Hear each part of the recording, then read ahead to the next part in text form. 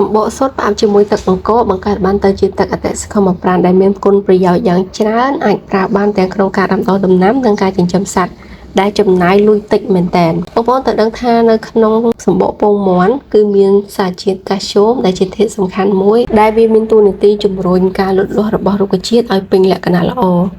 វាជំរុញការស្រូបយកផូស្វ័រនិងជួយឲ្យរុក្ខជាតិប្រមូលផ្ដុំសារធាតុចិញ្ចឹមបានយ៉ាងល្អការខ្វះជាតិកាល់ស្យូមរបស់ដំណាំបងប្អូនអាចមើលរូបរាងរបស់វាគឺខុសពីធម្មតាឬក៏ឫសរបស់វាខ្សោយស្លឹករបស់វាស្ងួតឬក៏មានឡើងពេជ្រពណ៌ត្នោតនៅលើដើមរបស់វាបើនិយាយរឿងកាល់ស្យូមគឺមានច្រើននៅក្នុងសម្បក oyster ក្តាមខ្យងឬក៏បកាអីផ្សេងៗក៏ប៉ុន្តែតាមការពិសោធន៍គេរកឃើញថាកាល់ស្យូមដែលមាននៅក្នុងសម្បកសុទ្ធគឺមានគុណភាពល្អជាងគេហើយបើសិនបើឆ្លងកាត់ដំណាក់កាលផ្អាប់ជាមួយនឹងទឹកអង្ករទៀត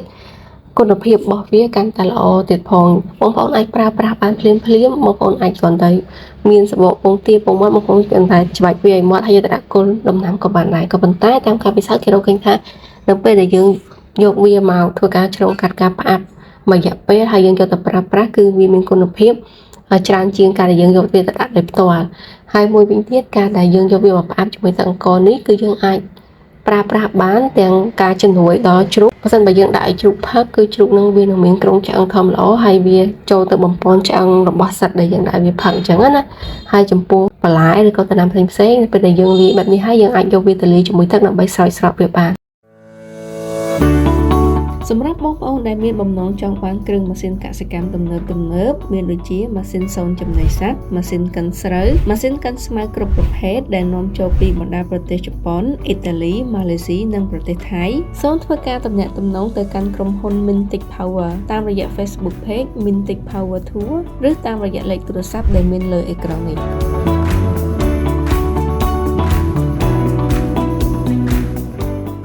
រុក្ខជាតិវាស្រូបយកសារធាតុចិញ្ចឹមពី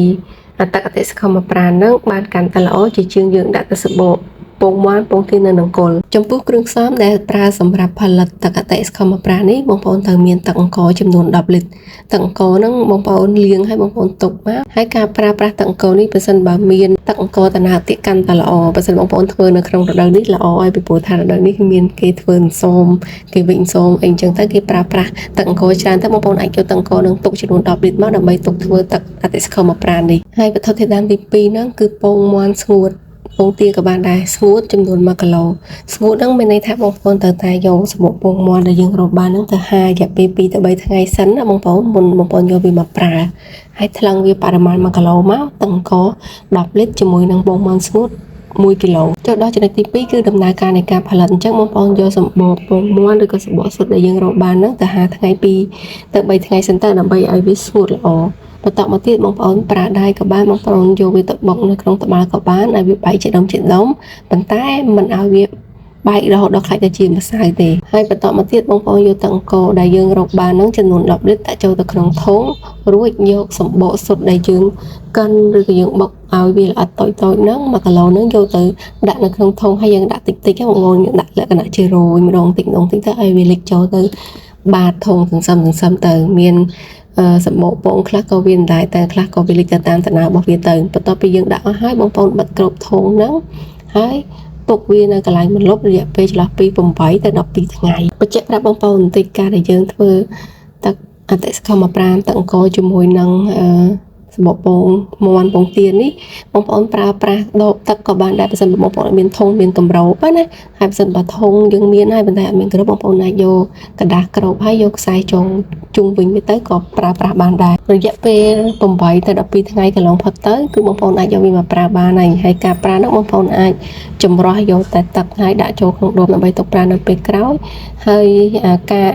សម្បកសុទ្ធដែលយើងនៅសល់ហ្នឹងបងប្អូនអាចយកទៅដាក់នៅតាមគល់ដំណាំក៏បានដែរចូលដល់ចំណុចទី3គឺរបៀបនៃការប្រើប្រាស់ទឹកអតិសកលមប្រាណនេះបងប្អូនអាចលាយចំនួន3ស្លាបព្រាបាយជាមួយនឹងទឹកធម្មតា10លីត្រហើយបងប្អូនអាចយកវាទៅស្រោចទៅលើទ្រុងជ្រូកទ្រុងមាន់ទ្រុងទាដើម្បីជួយពន្លឿនឲ្យអតិសកលមប្រាណហ្នឹងវាទៅបំបែក កាកសំណល់ផ្សេងៗដែលធ្វើឲ្យមានក្លិនណាកាលណាយើងយកទឹកអាស៊ីសកម្មប្រានេះយកទឹកបាញ់នៅក្នុងទ្រុងមាន់ទ្រុងទាទ្រុងជ្រូកហ្នឹងទៅវាអាចកាត់បន្ថយក្លិនបានដែរបញ្ជាក់បងប្អូនកាត់បន្ថយក្លិនគឺវាអត់កាត់បន្ថយខ្លាំងដូចទឹកអាស៊ីសកម្មប្រាមួយទៀតដែលធ្វើពីបាយខ្ញុំធ្លាប់ធ្វើកន្លងមកទេវាគ្រាន់តែជួយកាត់បន្ថយតែពិសេសបងប្អូន